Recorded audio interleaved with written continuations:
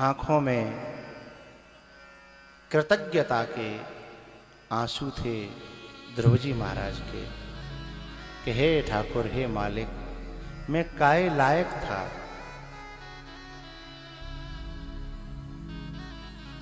मेरे को तो मुंह धोना तक नहीं आता था, लेकिन आज तूने कहां से कहां पहुंचा दिया।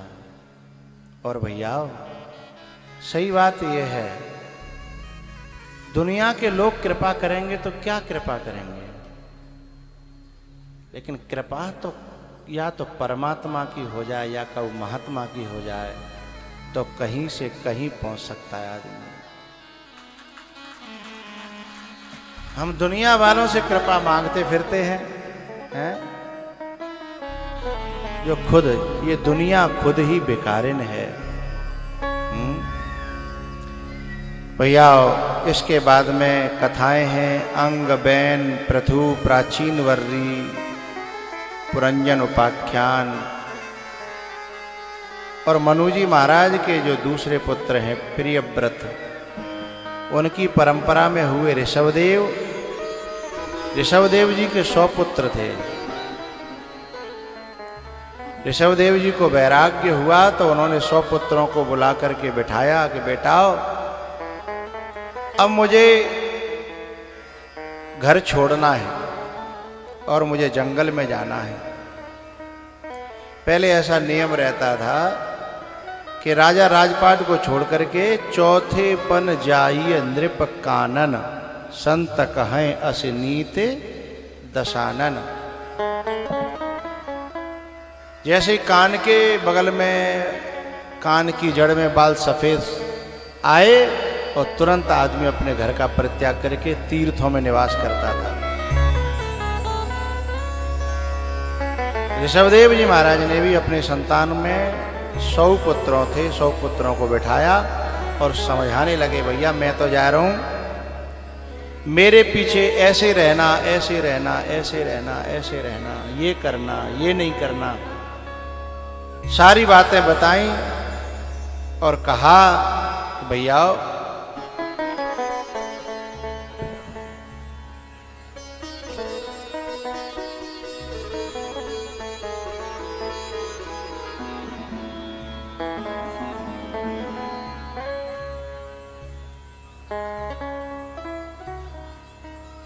इस दुनिया में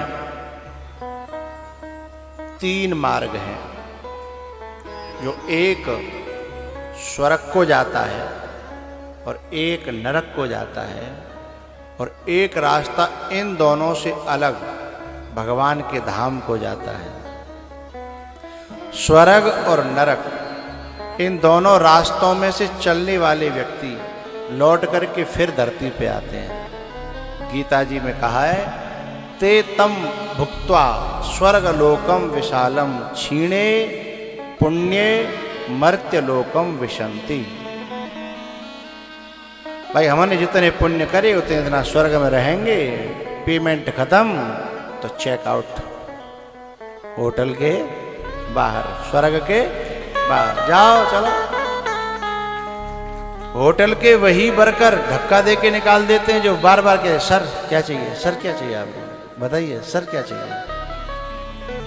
फिर भी सर सर कहे भाई कनपटी देने लगाते हैं, बताओ कितनी बेइज्जती होती होगी। जिस स्वर्ग में जाने पर स्वागत होता है पुण्यात्माओं का, धर्मात्माओं का, फिर वहीं से उसे गिराया जाता है। तेतम भुक्त्वा स्वर्गलोकम विशालम क्षीणे पुण्ये मर्त्य लोकम विशंति, गिरा दिया जाता है। स्वर्ग से भी आना पड़ेगा, नरक से भी आना पड़ेगा, लेकिन एक रास्ता ऐसा है, यदगत्वा न निवर्तन्ते, जहां पहुंचने के बाद फिर वापसी, उसमें वैग्यर होता ही नहीं है। क्योंकि वहां जाने के बाद फिर कुछ कहीं जाना बाकी नहीं रहता, कुछ भी पाना बाकी नहीं रहता। यदगत्वा न निवर्तन्ते तद्धाम परमम मम, भगवान कहते हैं वो मेरा धाम है। वहां से जाने के बाद फिर कहीं गिरना नहीं पड़ता। ऋषभदेव जी महाराज अपने पुत्रों से कहते हैं, बेटाओ ये जो 3 दरवाजे हैं ना, इन तीनों के लिए मैं तुम्हें, तीनों दरवाजे कहां से खुलते हैं वो मैं तुम्हें बताने जा रहा हूं।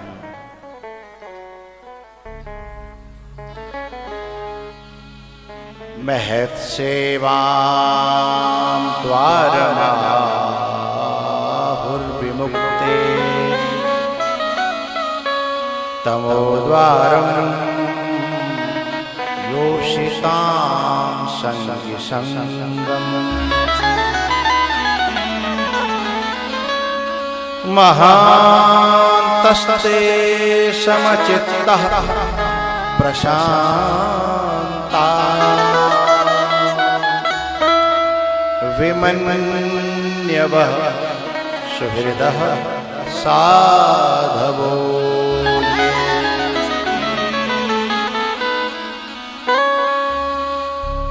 यदि स्वर्ग में जाना है तो खूब यज्ञ करो, जप करो, तप करो, पूजा करो, ये सब तुम्हें धर्म करोगे, शुभ कर्म करोगे तो तुम्हें स्वर्ग मिलेगा।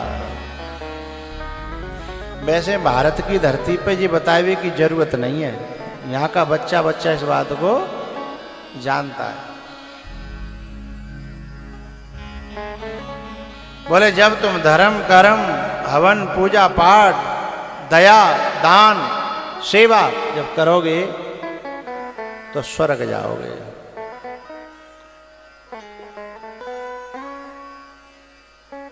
और बुरे कर्म करेंगे तो नरक जाएंगे। अब बुरे कर्म ने सब गिन लियो अपने आप, एक एक आगे नाम है ना, तो नरक जाएंगे। लेकिन इन दोनों से हट करके महत सेवाम द्वारम आहुः विमुक्ते, यदि किसी महापुरुष बुद्ध पुरुष किसी साधु की चरण सेवा मिल गई तो न स्वर्ग जाना पड़ेगा न नरक जाना पड़ेगा, इन दोनों से ऊपर भगवान के धाम को प्राप्त हो जाएंगे।